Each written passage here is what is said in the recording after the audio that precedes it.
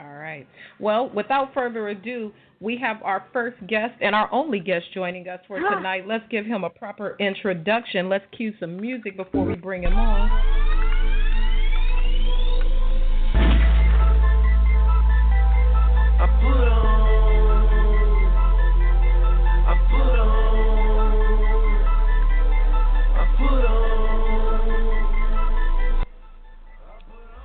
We are now joined by the WBO super lightweight champion of the world, Mr. Omaha Strong, Terence Bud Crawford.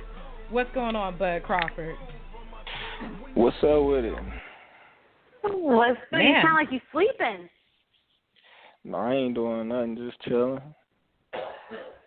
Well, we are glad to have you with us, but we don't see you doing a lot of boxing talk shows. Do you find now, as you get higher up the boxing ladder, that some of these interviews and all these things are easier for you now? Yeah, it comes with the territory. It's my job. I don't like a lot of things, but I got to do it. We are heading into the fight. We are so honored to have you with us. You are the champ. We're looking forward to seeing you in this unification fight on July 23rd against Viktor Postol. Before we jump into the fight itself, what's the craziest thing someone's asked you? Has anybody asked you anything that just made you go, nah, and walk away? People ask me when I'm fighting, and another dude asked me who I'm fighting. And I was just like, Red, look at this. I told my coach, Red, to look at it, and I just was like, man, why would somebody even answer?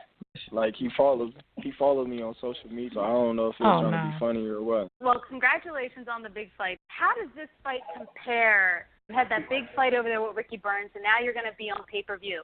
How does this fight compare to that, to going to Scotland? Well, Scotland, that's a real hostile territory, and, you know, you going into the Lions Den and everybody hating you and everybody is going after your neck. It's crazy over there. Towards here, family, your friends, everybody here, and you feel more comfortable. That's understandable. So the fight was possible. It is on pay-per-view.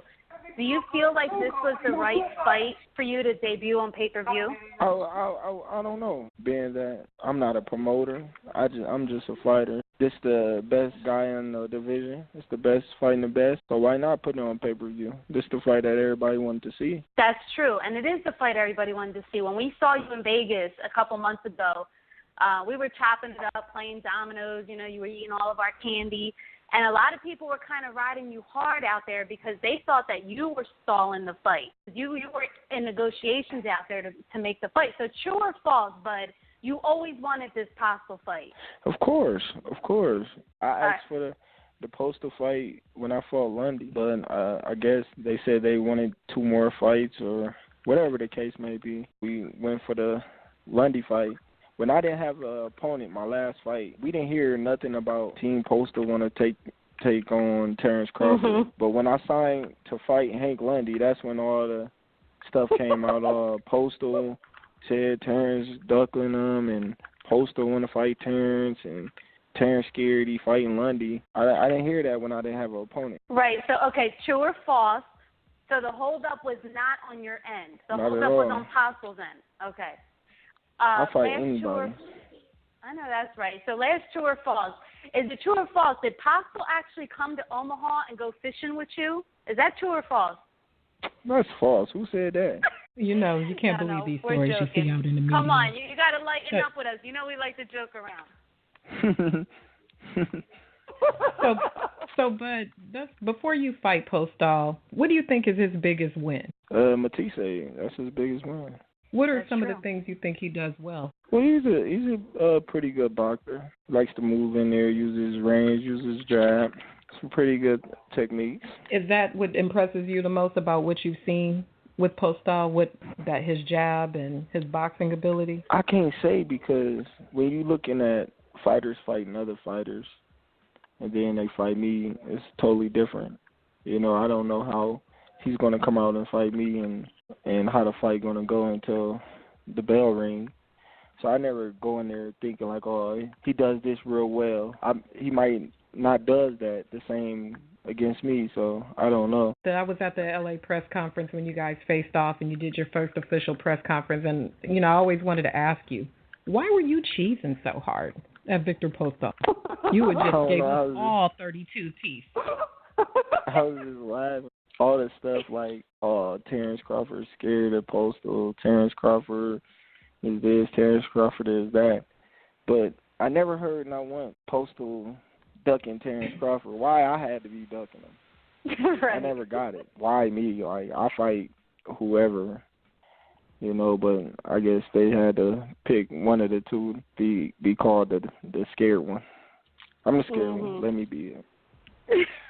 Listen, so with a win over Postol, what does that do for you? Is this a life-changing win? Does this make you a pay-per-view fighter from here on out? I don't know because a lot of casual fans don't know who Postol is or Terence Crawford. So I just think I'm building my career, and I'm looking forward to moving forward and being even bigger than I am now.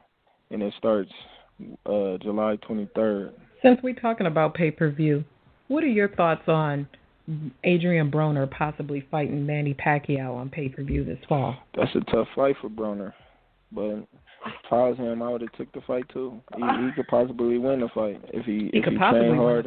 Yeah, he can win that fight. All he gotta do is take things seriously, and that's the problem, isn't it? Yeah, he gotta use his God-gifted talent, not be, you know, and they're just stand in front of Pacquiao, because if he do that, it's gonna get ugly in there. Let's go back to Postol for a minute. So there was a time when Postol wanted 2 tune-up fights to fight you, and then I think he realized that HBO didn't really want him back without Bud Crawford. So there's been other guys that have looked you over as well. You talked about having to fight Hank Lundy. You know, Herrera turned you down. Ruslan didn't want to fight you. But the guy who's been talking the most about you has been Jose Benavidez Jr. He has said numerous of times that he has offered you the fight at least 3 times. And he's been talking heavy. Man, what's wrong with that guy? That guy can't even make weight. I don't even know what's wrong with that guy. Never, not once have HBO or his camp or anybody approached Team Crawford and asked us about a Jose Benavidez fight. Nobody. Well, he just fought a dude that I knocked out when I was 13 like 3 years ago. Yeah, and he went the distance with him, and he didn't even make weight for that fight either. And he calling me out. So, Bud, I want you to listen to something, because we had Benavidez on the show last week with Chia Santana, and he was talking real heavy about you last week. So we got a little clip, and we want you to hear what Jose Benavidez said, okay? First of all, the fight was offered numerous amount of times, then he has the nerve to say that I'm a clown.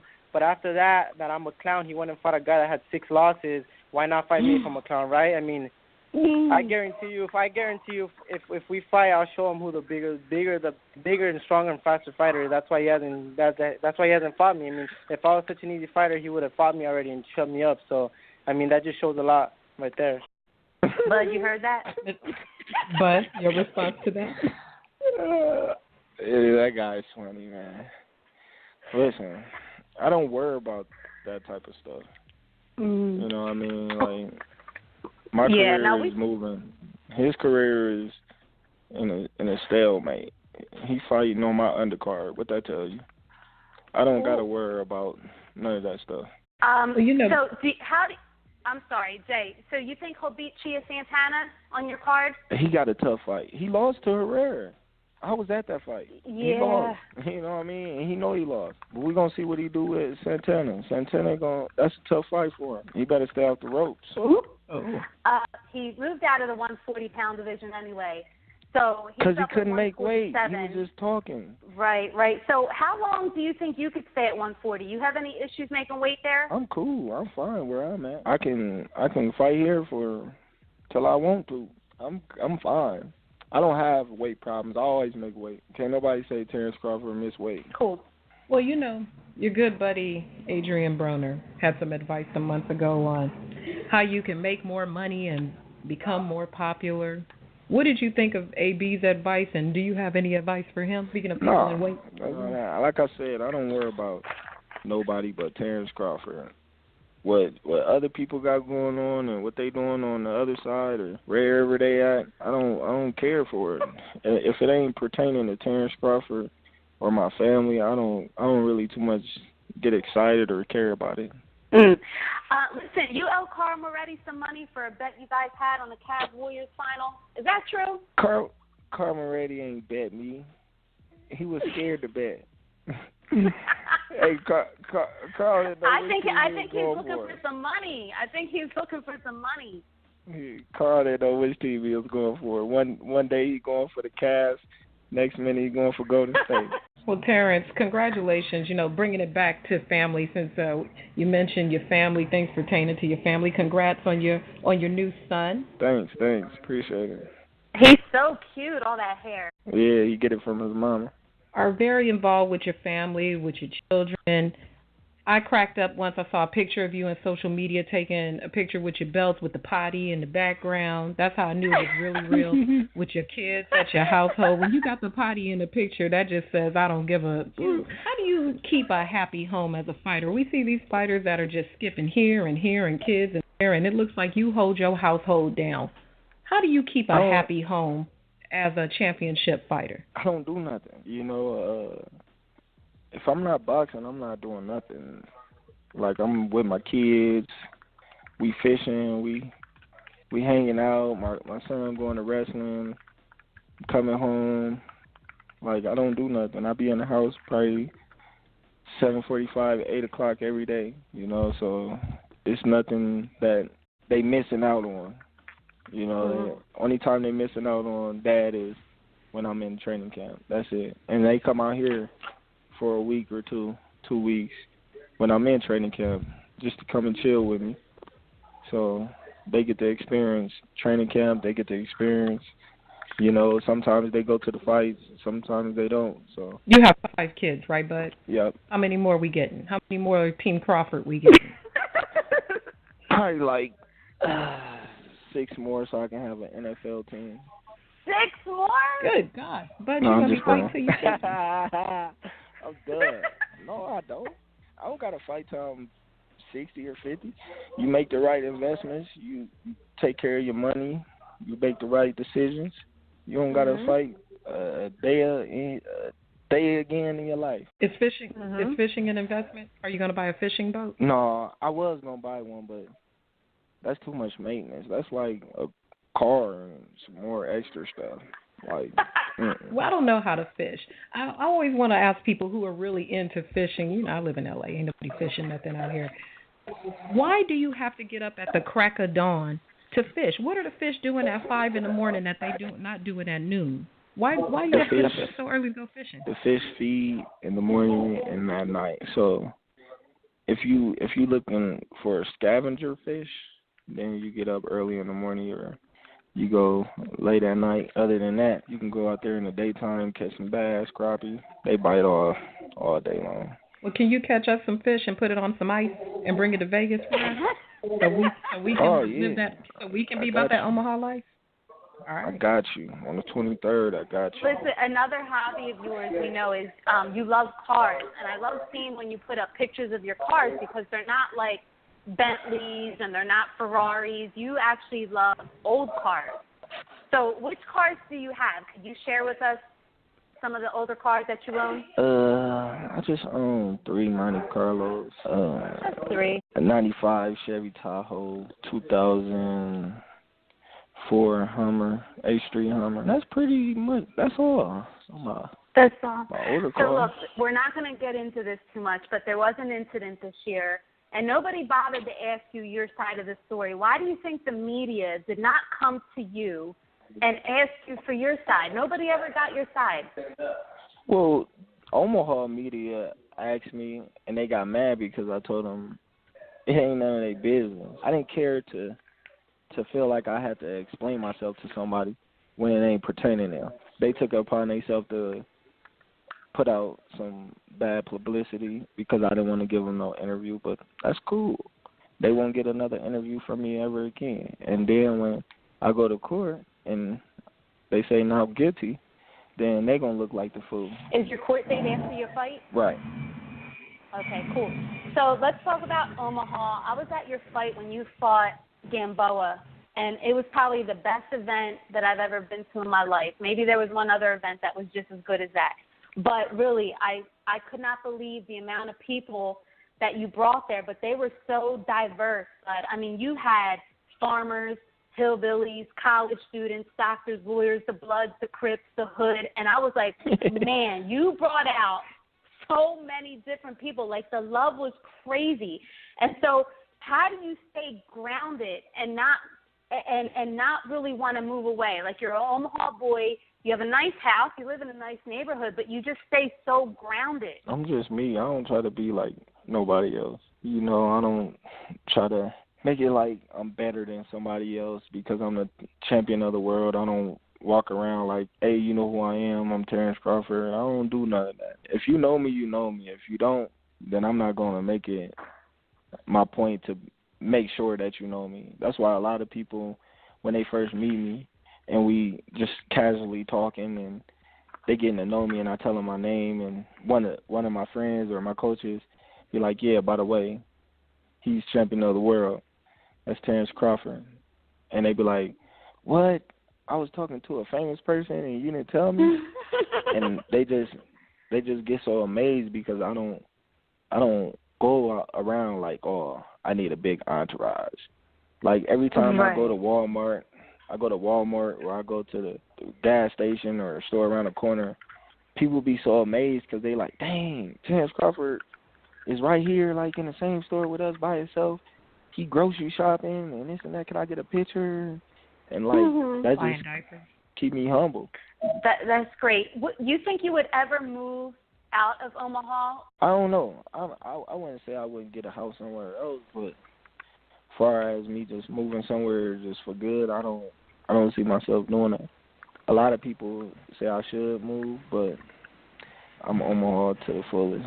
I can't see myself living in another city because I don't know, it just ain't gonna feel right. I was in New York when you fought Lundy, and that's when I saw, like, even more people that were in New York that were all unified there for you, and that's how I knew you were good in any hood in Omaha. When you have that many different type of people coming together, you can pretty much go anywhere in Omaha and be okay. Is that a true statement? Like, you don't?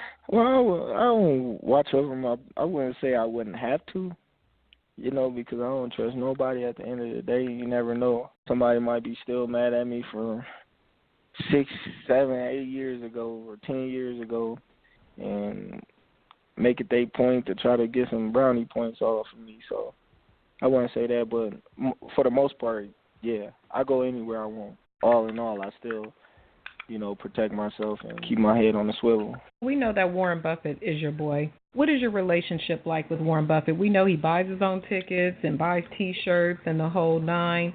Has he given you any investment tips? And can you share them with us? Because I'm poor and I need to know how to maximize my dollars. We're poor, bud. Warren a cool guy. I've been had money invested for probably like 2 years now, and I just met Warren this year, a few months back. He was real, like, pleased with what I had to tell him, like who I was invested with, what I was invested in, and he just told me, he ain't got no advice for me. Well, what advice do you have for us? I need to know how to maximize my dollars. You just got to invest in the right things and get you a good investor. What are we investing in, man? Are we buying tennis shoes? Are we investing in shoelaces, Post-its? What are we investing in? No, you got to invest in this stock called D. Have you heard of it? What is it called? Break D? it down. It's called D. You never heard of it? No, wait, what is it called? It's called D's Nuts.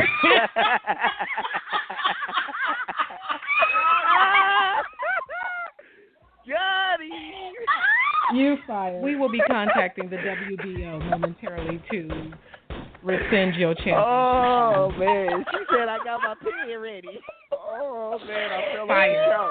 Yo, Jay, we knew he was going to play us tonight. Didn't we say Bo's going to end up playing us tonight? We knew Something it. Told we knew me to be leery about. See, that's why you can't trust people from Omaha, because they be trying to play with you. Hey, people from Omaha is real, man. For real. I know. I've been around you guys. Ooh.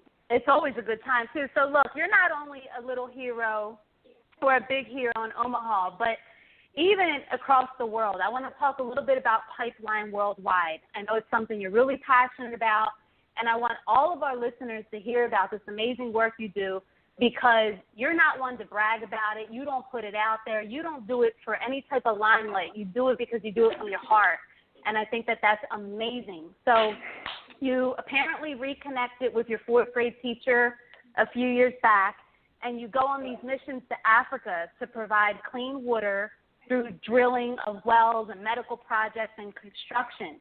So you do all this on your own dime, right? Like, nobody pays for you to do this. You do this yourself. Yeah, nobody pays me anything to do that. We hooked up a while back, and I seen that she was going to Africa, and that's always been my goal, to just go see the motherland. It don't matter where at in Africa. I just want to be able to say I've been to Africa before. So when I talked to her, and she told me that she go a lot, she asked me did I want to go. Well, I told her, can she take me? And she was like, yeah. And we went, and I liked it. And I liked it, the people. I like helping people in need and seeing the joy on their face when you give them just the smallest things to us, but it's so big to them. That just made me feel, like accomplishment. I saw that you also visited with a bunch of women and children that were affected by that tyrant, Joseph Kony, where he was accused of abducting Joseph Kony, and he was accused of abducting these children and women, and they were like his sex slaves. How was it meeting those women? Did you give them any type of encouragement or a hug, or what'd you do when you met them? I didn't really too much say anything to them. The first time I met them, we had this song, the For Real song, Happy, and we did it we just started dancing with them. They came out here and started dancing for us, and a lot of them can't speak English. They were showing us the things that they do to make money, those sorts of things, and it was cool. Yeah, I think a lot of people take for granted that we have clean water. And I think you are able to go over there firsthand and see that their water is not clean. And they have to dig for it, and they have to boil it. And, I guess it just really makes you appreciate what we have. How many times have you been there? Twice. That's it. Are you going back again this summer, you think? Yep. I'm going November. Okay, so me and Jay, we want to go. We want to go to Africa. We want to go on this mission. We want to dig for water. Man, we want to go. Lying. No, we're not lying. As long as you pay for us to go, Me pay for you? Well, you, Mr. D's Nuts Investments. I mean, since D's Nuts got all this money, we trying to roll. Well, Red said he'll pay for Jay. He ain't paying for Raging Bay. So Jay, you can go. All right. Bomac. You know what? Bomac will pay for me to go. If Bomac pay I for gotta you get to in go, touch with my then room. Anyway, I think it's great. We would love to go. Final question. Before we bid you adieu, I got one final question, and this is very important. Bomac is the chef for camp, right? He's taking care of all your cooking and nutrition, right? So how come everybody in the camp is losing weight but Bomac? Bomac, it's kind of crazy. We don't see Bomac eat. What? We don't see Bomac eat. So, Bomac, he'll cook something, he'll taste it and all that, but he don't eat it. He be, I don't know. I don't think he eat. Check under his bed. Well, he must eat at night. He must sneak off or something. I don't know. We don't see him eat. All right. Well, as long as you staying on weight, that's all that really matters. Oh yeah, I'm good. I'm great. Well, once again, for those who are listening, Bud Crawford, he will take on Viktor Postol on July 23rd at the MGM Grand Garden Arena on HBO pay-per-view. The Best Fighting the Best, a unification bout. Thank you for joining us. Always a pleasure speaking with you. It was an honor having you with us, and we are looking forward to seeing the fight. And you have friends there. We're going to check you out. RB and I are going to go down to Vegas for the fight, and we look forward to seeing you in the ring. Thanks, I appreciate it. Hey, don't forget to invest in D stocking. D's Nuts. D's Yeah. Nuts. All right, Terence. We'll see you in Vegas.